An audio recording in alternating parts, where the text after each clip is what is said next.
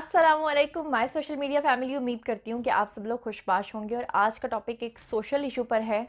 क्योंकि हर घर में किसी ना किसी की कोई बहन है, बेटी है, या किसी की कोई महबूबा है। अगर आप मेल हैं तो यकीनन आपकी कोई महबूबा रही होगी या होगी। और अगर आपके घर पे बहनें हैं तो आपको डेफिनेटली पता होगा कि वो कॉलेज जाती होंगी, यूनिवर्सिटी जाती होंगी, या अगर कहीं भी नहीं जाती होंगी। तो मोहब्बत एक ऐसी चीज़ है जो हर लड़की या लड़के को दिल गिरफ्तार ज़रूर करती है। लेकिन आज का जो हमारा टॉपिक है वो है कि लड़के किस तरह से मोहब्बत में धोखा देते हैं। ये स्पेशल हमारा आज का टॉपिक है और इसमें हम जिक्र करेंगे उन बहानों का, उन हीलों का, उन तरीक़ों का जो लड़के लड़कियों पर आज़माते हैं उनको फंसाने के लिए। लेकिन जब उनका टारगेट पूरा हो जाता है और जब वो उस लड़की से शादी नहीं करना चाहते तो पीछा छुड़ाने के लिए वो क्या क्या हरबे, क्या क्या बहाने और क्या क्या तरीके इस्तेमाल करते हैं। तो ये आज का टॉपिक है और कमेंट सेक्शन में आपने ईमानदारी से बताना है कि क्या आपने कभी इस तरह का कुछ वाक़या देखा या ख़ुद आप उसमें इन्वॉल्व रहे, या आपने उसका कोई आप उसमें किसी तरीके से भी पार्टिसिपेट करते रहे, या आप किसी के लिए सहूलतकार बने। तो चलिए शुरू करते हैं आज का पहला पॉइंट। पहला पॉइंट ये है कि जो लड़कियां होती हैं वो मोस्टली लड़कों में एकदम से इन्वॉल्व नहीं होती, बल्कि लड़कियां जो होती हैं लड़कों को आहिस्ता आहिस्ता परखती हैं। उनके जहन में लड़के को लेकर, अपने महबूब को लेकर जो तसव्वुरात होते हैं, जो टारगेट्स होते हैं, या एक समझ लें कि उनके जहन में चीज़ होती है कि हमारा महबूब ऐसा होगा। जब वो लड़का जो लड़की से मोहब्बत का इजहार करता है तो लड़की उसको परखना शुरू कर देती है, और वक्त के साथ साथ जब लड़की को यकीन आने लगता है तो वो उसमें बहुत ज़्यादा इन्वॉल्व हो जाती है और उसकी मोहब्बत वक्त के साथ साथ बढ़ने लगती है। जबकि मर्दों का ये मामला होता है कि वो शुरू में मोहब्बत का बहुत ज़्यादा इजहार करते हैं, बहुत गर्मजोशी का इजहार करते हैं, और जब वो एक लड़की को टारगेट बना लेते हैं कि हमने इसको अचीव करना है। मैं अचीव का लफ्ज़ इसलिए कह रही हूँ कि मोस्टली लड़कों की ये मेंटालिटी होती है। मैं ये नहीं कह रही कि सबकी होती है, लेकिन क्योंकि जो टॉपिक है उससे रिलेटेड अगर हम बात करें तो मोस्टली लड़के लड़कियों को टारगेट समझ के एक फ़तह करते हैं। यानी आप उनके जहन में ये होता है जैसे ये कोई कला है जिसको हमने फ़तह करना है, तो उसके लिए वो अपनी अना भी तोड़ते हैं। अगर उन्हें लड़की के पैरों में गिरकर भी सबके सामने कहना पड़े कि हाँ मैं तुमसे मोहब्बत करता हूँ, शादी करना चाहता हूँ, लटरम पटरम वो सब कुछ करते हैं। उसमें वो अपनी सेल्फ रिस्पेक्ट को भी कॉम्प्रोमाइज़ करने के लिए तैयार हो जाते हैं। लेकिन जब उनको वक्त के साथ साथ ये पता चलता है कि लड़की इन्वॉल्व हो चुकी है तो फिर उनका दिल उससे भर जाता है, बिल्कुल उसी तरह जैसे कि एक हासिल शुदा चीज़ में और हासिल ना हुई हुई चीज़ में फ़र्क होता है। मैं फिर कहना चाहूँगी कि ये रूल सब आदमियों पर अप्लाई नहीं होता। जो लोग अपनी वाइफ्स के साथ सिंसियर हैं या अपनी गर्लफ्रेंड के साथ, मैं उनकी बात नहीं कर रही। ये एक स्पेशल टॉपिक है जिसके ऊपर हम बात करें, जिसमें वो ख़ास किस्म की कैटेगरी आती है जो मर्द इसमें फॉल करते हैं, जो इसमें आते हैं, इस कैटेगरी में आते हैं। तो जब उनका दिल भर जाता है तो फिर उनको समझ नहीं आती कि अब हम कौन से बहाने लगाएं जिससे हम इस बंदी से अपनी जान छुड़वाएं। तो उस बंदी से जान छुड़वाने के लिए उनके पास जो हरबे होते हैं, आज हम उनका जिक्र करेंगे। तो जो एक मेन हरबा होता है मर्दों का, लड़कों का लड़कियों के ऊपर, अगर वो उसमें इंटरेस्टेड नहीं रहे और वो चाहते हैं कि इससे जान छूट जाए, तो सबसे पहला हरबा वो ये आजमाते हैं कि वो लड़की के ऊपर बहुत ज़्यादा पाबंदियां लगाना शुरू कर देते हैं। अच्छा, इसमें दिलचस्प सूरत हाल उस वक्त पैदा होती है क्योंकि लड़की को अब यकीन आ चुका होता है कि लड़का उसके लिए बड़ा सिंसियर हो चुका है। लिहाजा वो लड़के की जान छुड़वाने की इस आदत को, उसकी पाबंदियाँ लगाने को, असल में वो लड़की ये समझ रही होती है कि क्योंकि ये अब मुझसे बहुत मोहब्बत करता है लिहाजा ये मेरे लिए पोजेसिव हो गया है, और पोजेसिवनेस को वो मोहब्बत समझ बैठती है, जो उसकी सबसे बड़ी गलती होती है। अब हम चलते हैं अगले बहाने की तरफ जो कि मर्द हजरात अपनाते हैं, और वो होता है शक। शक एक ऐसी चीज़ होती है जो बड़ी बड़ी चीज़ों को ख़राब करती है। जो रिलेशनशिप की सबसे पहले समझ लें कि उसको जो दीमक लगाने वाली बात है वो होता ही शक है। किसी भी रिलेशनशिप की जो मेन बुनियाद होती है वो ट्रस्ट होता है। अगर आपके किसी रिलेशनशिप में ट्रस्ट नहीं है और अगला बंदा आपको ये कह रहा है कि वो आपके लिए पॉजिटिव है इसलिए आप पे शक करता है, तो समझ जाइए कि वो आपसे मोहब्बत हरगिज़ नहीं करता। तो ये मैं अपनी आंखों देखा भी एक वाक़या आप लोगों के साथ शेयर करना चाहूँगी कि मेरे सामने ऐसा हुआ कि मेरा एक क्लास फ़ेलो, मेरी एक क्लास फ़ेलो लड़की के ऊपर मर मिटा, और लड़की जो थी उसका निकाह हुआ था कहीं और उसकी शादी होने वाली थी। लेकिन उस लड़के ने, क्योंकि उस लड़की को अपना एक टारगेट बना लिया हुआ था, उसको पता था कि ये लड़की सीधे से मेरे हाथ में नहीं आने वाली,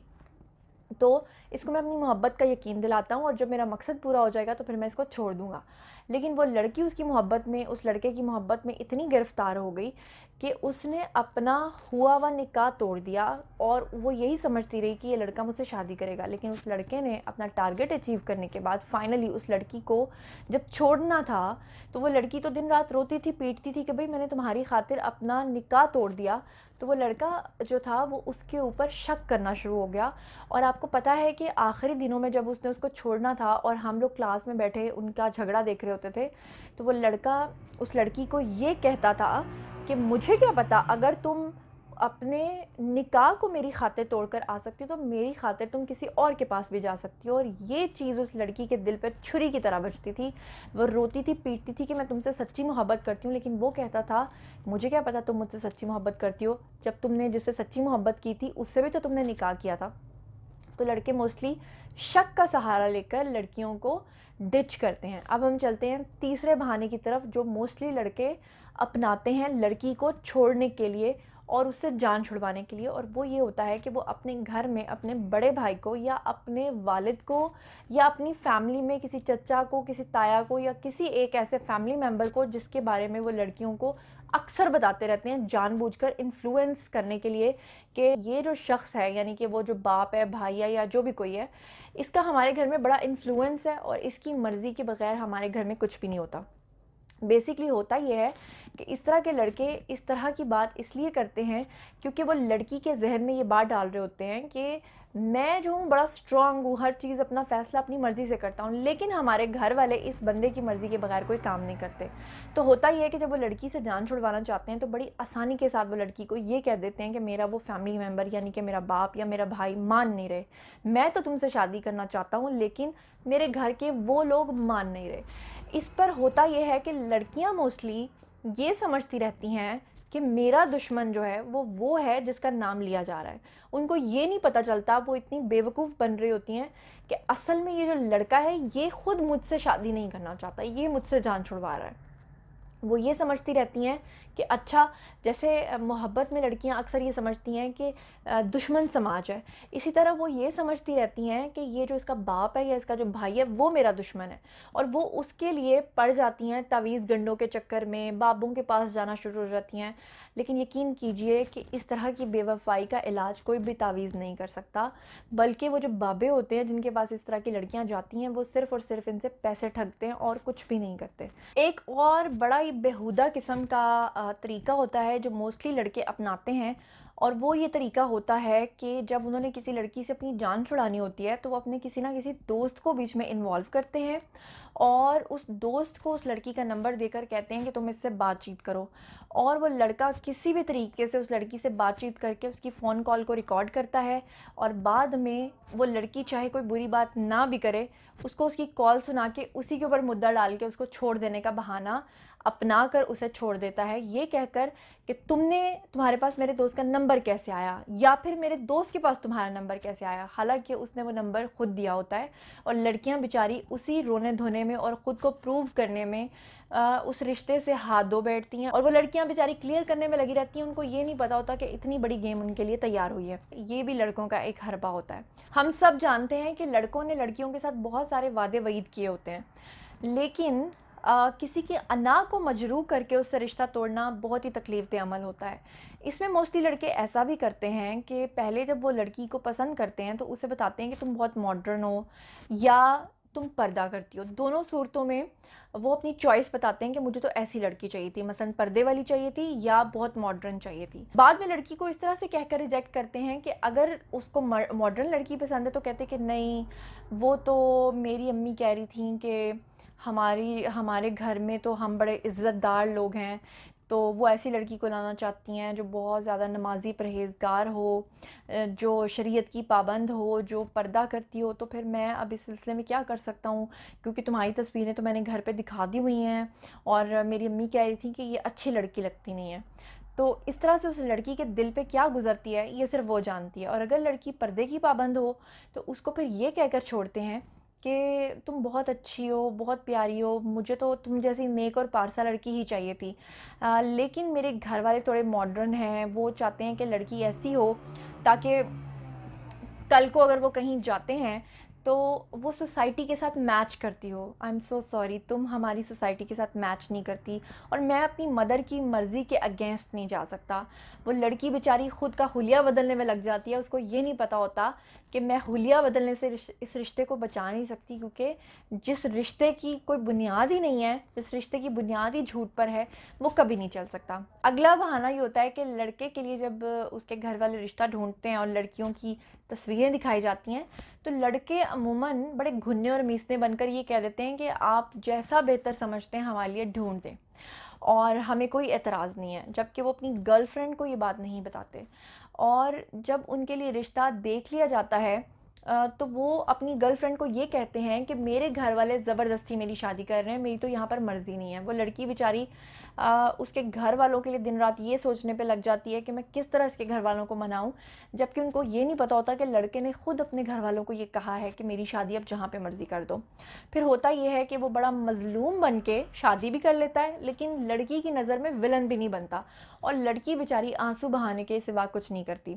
कुछ अरसे तक उनके बीच में टेलीफोनिक कॉल्स का सिलसिला बंद हो जाता है, और फिर अचानक शादी के हनीमून पीरियड के बाद वो लड़का फिर से उस लड़की को फ़ोन करता है, जब वो मुश्किल से संभल रही होती है, और फ़ोन करके कहता है कि मैं शादी तो कर चुका हूँ, लेकिन मैं तुम्हें अब तक नहीं भूला, तुम आज भी मेरी ज़िंदगी में वही मकाम रखती हो जो पहले रखती थी। और वो लड़की इतनी बेवकूफ़ होती है,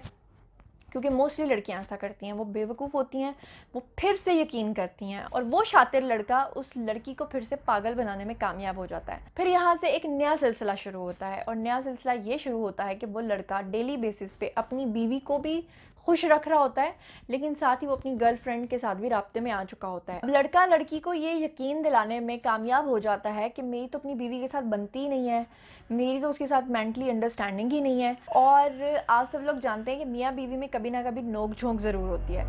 तो ऐसे शातिर लड़के अपनी गर्लफ्रेंड को यकीन दिलाने के लिए क्या करते हैं कि अपनी बीवी के साथ जानबूझ के किसी छोटी मोटी बात पे उलझ पड़ते हैं, और टेलीफोन कॉल जो है वो पास रखकर अपनी गर्लफ्रेंड को इस बात का यकीन दिलाते हैं कि देखो मेरा झगड़ा हो रहा है, मीन्स कि मेरा इसके साथ मेरी बनती ही नहीं है, और वो लड़की फिर से शिकार में फंस जाती है। फिर इसके बाद एक और नया सिलसिला निकलता है, और वो ये होता है कि वो लड़की ये समझती है कि क्योंकि इसकी ज़िंदगी में आज भी मैं हूँ, ये मुझे नहीं भूला, ये मुझी से शादी करेगा, तो वो फिर से उसे कहती है कि ठीक है, अगर तुम्हारी उसके साथ मेंटली अंडरस्टैंडिंग नहीं है तो तुम उसको छोड़ दो और तुम मुझसे शादी करो। यहाँ पर लड़के फिर से उसको एक नई ट्रक की बत्ती के पीछे लगाते हैं, और आई डोंट नो कि क्यों लगाते हैं। अगर उन्होंने शादी कर ही ली अपनी मर्ज़ी से, तो लड़कियों को पागल बनाना और फिर उनकी बद्दुआएं लेना, आप यकीन कीजिए कि वो बद्दुआ, जैसे माँ की दुआ कहते हैं ना कि अर्श पे जाती है, इसी तरह से मोहब्बत में टूटे हुए दिल की जो बद्दुआ होती है वो अर्श तक ज़रूर जाती है। ये मैंने अपनी आंखों से देखा है कि इस तरह के आशिक फिर ज़िंदगी में बहुत बुरे तरीके से पिटते हैं। सारी ज़िंदगी उनके साथ कुछ ना कुछ बुरा होता रहता है, लेकिन वो ये कभी नहीं मानते कि ये मुकाफ़ात अमल है और हमारे साथ ये जो कुछ भी हो रहा है ये हमारा ही किया धरा है, बल्कि वो मीसने बन के खामोश रहकर अपनी बीवियों के सामने भी खामोश रहते हैं, अपने घर वालों के सामने भी। और वो लड़की जो मोहब्बत में गिरफ्तार हो जाती है, वो बेचारी सारी ज़िंदगी आगे का कभी नहीं सोचती। वो ये नहीं सोचती कि इस लड़के ने तो मेरे साथ बेवफाई की थी, ये बुरा था, मैं आगे शादी कर लूँ। वो यही सोचती रहती है कि नहीं, आज भी उसकी ज़िंदगी में, उसके जहन में, उसके दिल पर मैं ही सवार हूँ। और वो दिन रात ये सोचने पर मजबूर हो जाती है कि कैसे इसकी बीवी की छुट्टी कराई जाए, जो कि फिर से एक बुरा अमल है, क्योंकि उसकी बीवी तो उसके साथ बिल्कुल ठीक रह रही है, लेकिन क्योंकि उसको बताया ये गया है गर्लफ्रेंड को कि मेरी तो अपनी बीवी के साथ बनती नहीं है, तो फिर इस सूरत में वो लड़की क्या करेगी, वो सिर्फ बुरा ही सोचेगी कि किसी तरीके से इसकी बस हो जाए। और फिर इसी तरह कई लड़कियां अपनी उम्र में इतनी बड़ी हो जाती हैं कि फिर वो आगे कुआं पीछे खाई वाला हिसाब हो जाता है, और कितनी ही लड़कियों की ज़िंदगी इस तरह से ख़राब हो जाती है। मैंने अपनी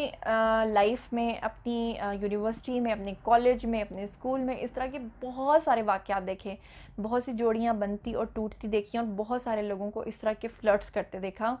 ये हमारी ज़िंदगी का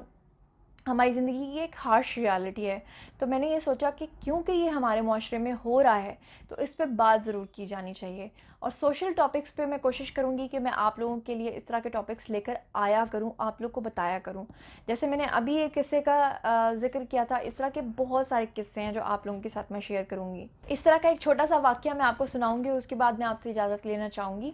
कि दो कज़न्स जाया करती थीं एक वैन के अंदर बैठकर अपने कॉलेज, और एक लड़का उनका ताक़ुब किया करता था, पीछा किया करता था, और दोनों ही को एक वक्त में वो डेट कर रहा था, लेकिन दोनों ही ये समझ रही थी कि वो मुझसे मोहब्बत करता है। आखिरकार उसने एक को भगा के शादी कर ही ली, और वो भी इसलिए की कि कुछ ऐसा दबाव उसके ऊपर आ गया था कि उसको भागना ही पड़ा मजबूरी में। लेकिन वो ऐसा कमीना किस्म का शख्स निकला